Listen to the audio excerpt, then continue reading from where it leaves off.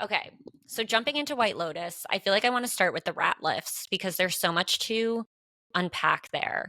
Um, I first of all, I have so much anxiety with what the dad is going through. It's Mhm. like my least favorite trope in a television show when someone is in trouble with the law and they're like about to go to jail. Like I just feel so uneasy, but also my absolute least favorite thing is when on a show or a movie when someone like does something illegal accidentally and they don't go right to the police right away and they try to cover it up and then the cover up becomes way worse than the crime Right. itself and I'm Did you just like watch Search Party? I did, but I had to stop watching it because it was actually giving me full-blown panic attacks. That show was so bad for me. I was also watching it during peak COVID, and I honestly believe it's the reason I'm on SSRIs now. It was, like, my favorite. I literally rewatched it the first month that I was just, like, home with Olive. Um, I am li that's, like, my favorite show. I actually rewatched it the first month I was home on maternity leave, just because I loved it so much, so I'm just deceased that you went on anxiety medication because of it. Yeah, I mean, I'm obviously joking, there's a No, million other of reasons why, course. but, like, that show made me so unwell. I was like Yeah. I don't know how, like, you don't think of it as, like, an anxiety-inducing Of show. course it is. First of all, I just love John Early. Like, I mean, the characters in that show, No, they're no, very funny. you know I love dark shows. Yes, it is I very thought it dark. I thought it was a brilliant show. I just love it. But of course, I don't think it's like a happy-go-lucky show. It's absolutely anxiety-inducing, especially that first season because it's it gets crazier and crazier. So once it gets crazier in seasons 2, 3, 4, 5, you kind of like it doesn't matter as much their decisions, but season 1, they're so normal. Right, And then exactly. it takes such a turn. So I could so see it being like really a lot to handle. Yeah, exactly, and I'm just like, "Just go to the police and, like, But get a lawyer, like, just follow the normal channels so that you but don't end up in jail." okay, but it's weird that you say that about this because yes, I about White Lotus, yes, I agree that the anxiety is absolutely palpable. Like you're like, "Oh my god, why can't he just fix this?" But it's so different from Search Party because it really was an accident. Spoiler alert, there was a murder and it was an accident and they could have gone to the police. This whether it was an accident or not, it No, was he very deserves to go to jail. Like, I just not more even so am like deserved, but there's nothing he can do at this point. He engaged in illegal activity. It was some sort of money laundering that there's clearly evidence that he knew about it. So going to the police really wouldn't help him. Like he's just screwed, period. It's not like, oh, there's a chance for him to to make it no. right now. No, no, no, totally. I think it's more so just him, like, not facing the music and, like, Yes. ignoring everything. It's like Yes. it's very it's just making me really anxious, Yeah. but, um and clearly it's making Parker Posey anxious because she finally gets him to take her drugs. Yeah. What do you think about like how he's seemingly like kind of all an addict all of a sudden? I know, it was weird. He was like, "No, that's your thing, not my thing." And now, like, he had 1 pill, and then all of a sudden he's, like, kind of, um, what's the word? Relapsing or something. Yeah, I mean, I guess that's a good word, relapsing, because maybe the reason he was like, "That's your thing, not my thing," is because he knew that he's prone to Mhm. addiction. So once he started, and especially in this dark place that he's in, he was very susceptible to relapsing. Because I just Yeah. didn't find it believable to be like, "Oh, I don't do that," and then all of a sudden having 1 pill and now being an addict. But to your point, maybe that's why he didn't wanna have the 1 pill. Yeah, exactly, and I think they even foreshadowed in future episodes him, like, really abusing. Well, right, that's why I'm saying Yeah, that, because there was the yeah, foreshadowing of him, like, not being addicted, literally not being able to stop. right, yeah, so I think that we'll maybe get more, like, backstory on that. And then just thinking about, like, the mom, what's her name again? I wanna call her Parker Posey, but I keep forgetting, like, I what don't her character. remember. Okay, we're just gonna call her Parker Posey.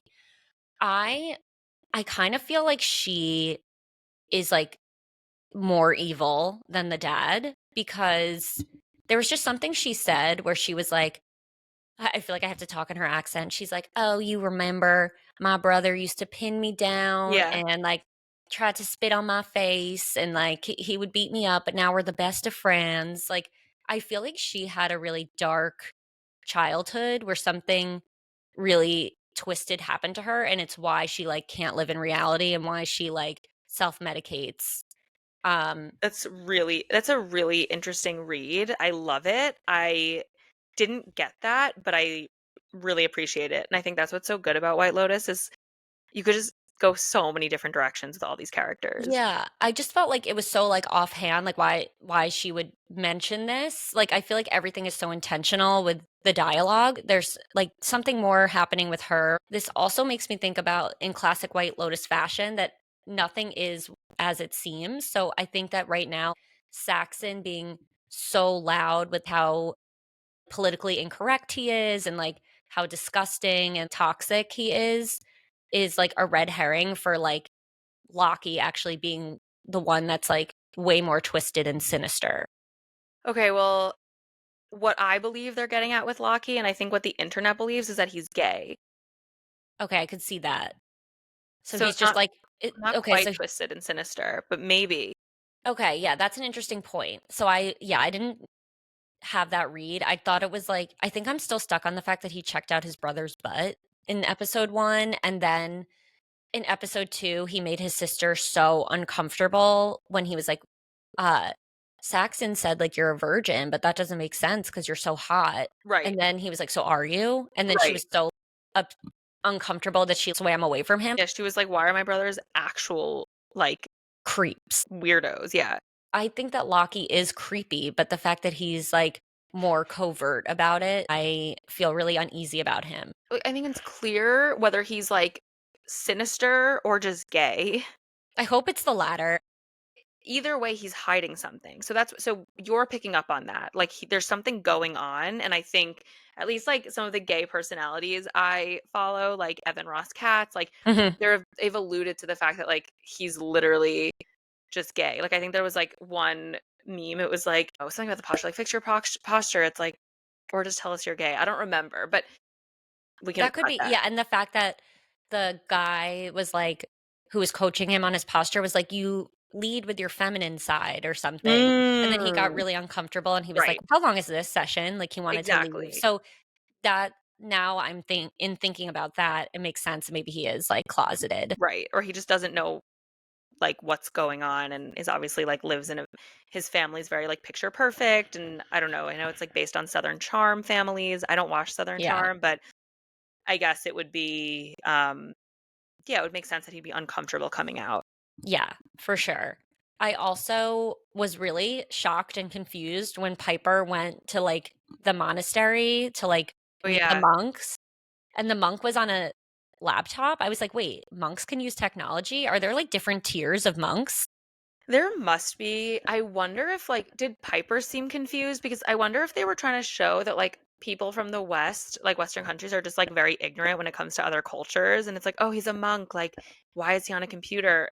And maybe she thinks she's going to get this, like, eat, pray, love experience. But really, she's just, like, another, like, Western college student. Like, I don't Yes. know. But that was, I thought, Even maybe his something. attitude towards her was very like, "Oh, great, another little white girl Exactly. coming in here thinking, like, she's gonna change her life and, like, become a monk." Um, because like, she was like, "I was been talking to whoever the monk was," and he was like, "Well, he's not here today, like, he has a schedule." Like, she thought she could just, like, walk in and, like, have a meeting with him, Right. just very entitled, very, like, Yes. American. Yes. Yeah. Good point. Another thing about what I thought was interesting when she said when Parker Posey was like had that dream and it was like, "This is what it looks like before a tsunami." Very, Mm, very much foreshadowing White Lotus in general, how we're just, like, building up the tension that, like, right now everything seems okay on the surface, but, like, there's so much brewing totally. beneath. Also, I've had that exact nightmare before. So scary. That is scary. Um, Let's go so into move yeah. Rick and Chelsea. Yeah, let's go into Rick and Chelsea. I, like, love them. I, like, really wasn't into them in the first episode. I didn't understand if they were, like, really a couple or, like, what their deal was, but I just think that she really brings out this tender side of him. I think they're, like, really sweet together. I, like, know what you mean, but I think they're extremely toxic. Yeah. Um, I mean, I see that. I mean, he's definitely, like, pretty, like, abusive at times. I don't know if Mike White is going to address that in the like, I don't know if we're just meant to believe that, yes, they're toxic, but, like, to your point, like, they just love each other, so it's okay.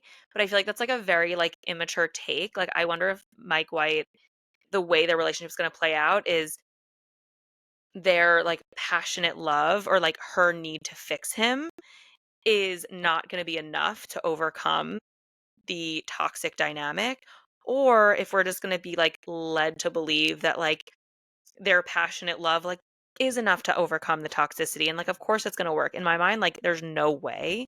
Right, Like, or it's like not she could realistic. change him. Right, it's not realistic.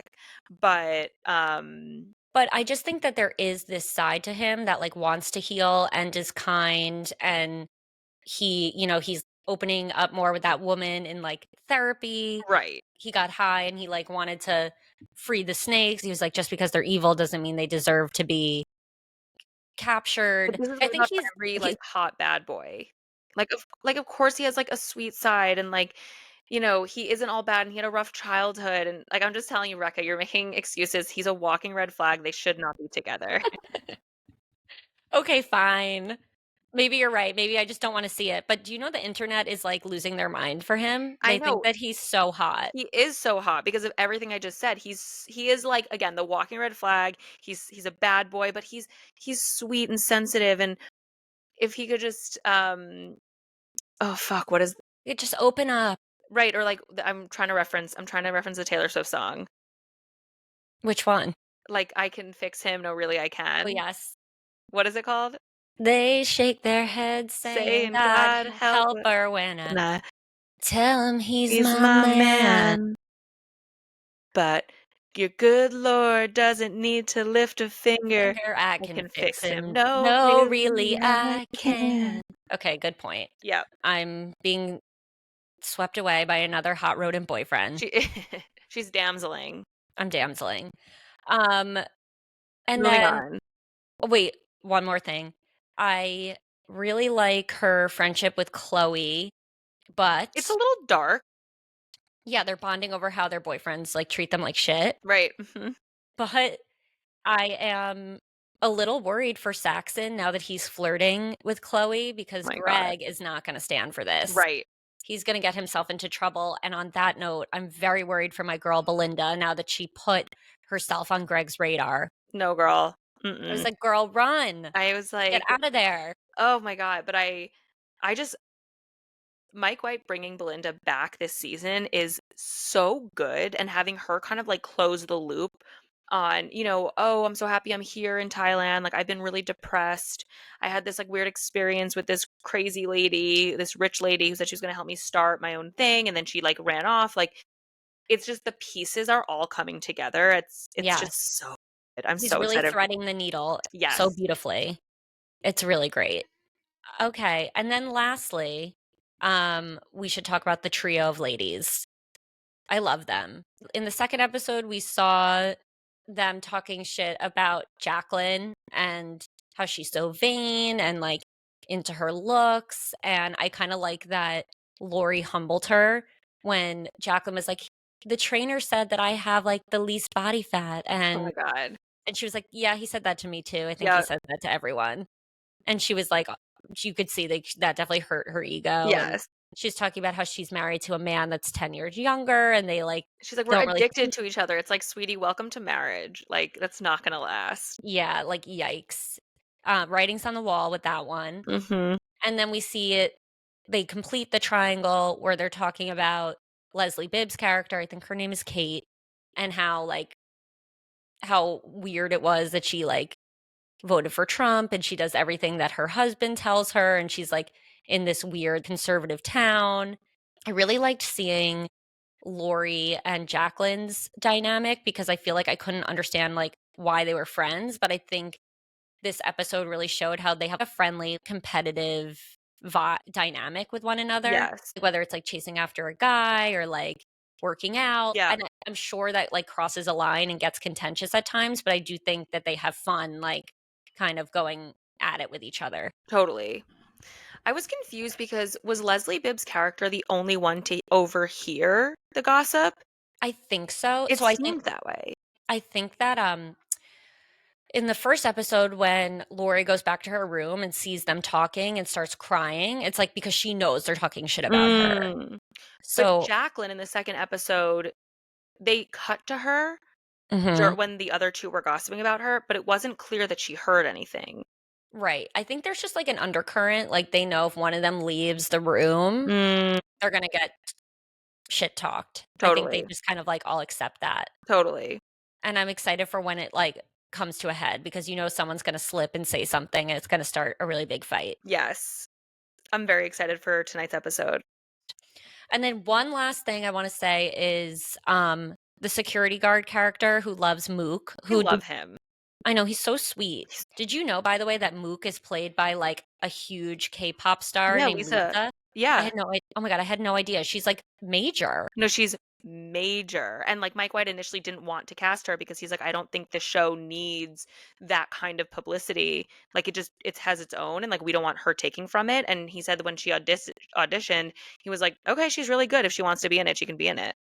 That's amazing, good Yeah. for her. I mean, Yep. clearly very talented. Mhm. Um, and she's also dating a billionaire or a millionaire. Her boyfriend is, like, heir to the LVMH fortune. I believe his name is Frederick Arnault. Interesting. I Yeah. did not realize that. She's just living the life on a hit TV show, a pop star, Totally. dating a billionaire. Like, "Girl, tell us how you do it." Yeah. And then I think that so when her boyfriend was, like, working the gate, did you notice that the trainer that works with the trio of ladies, like, he pulled up on his motorcycle and was talking to the security guard, and then that's when the van drove past and they robbed the Yes. store? So I noticed it was the, like, masseuse guy, but it Mhm. didn't connect. Like, I just thought that that was what they used to distract, the security guard. I didn't know that that was, like, I didn't tie it that he would be a part of it. Like, I didn't tie that together. Ariel's the one that's like, "Oh my god, he's definitely in on it," and I'm like, "That's such a good point." That's what I said too to Zach. I was like, "Oh, this was definitely coordinated." He's like Yes. yeah, he knew that, like, if he rolled up, it would distract the guy. So we'll see what he's up to, and I wonder if he's gonna hook up with Lori. Oh my god, I hope so. I know, and I think it's gonna send Jacqueline over the edge because or maybe Jacqueline's gonna hook up with him because she's, like, unhappy in her marriage, and Lori's gonna be like, "What the fuck? Like, you kept telling me I should hook up with him." That's a really good point. Something's gonna happen there. Any updates on who we think the shooter is? No, I really don't know. Maybe it's, like maybe it's the owner's assistant who doesn't get to sing karaoke every night at the bar.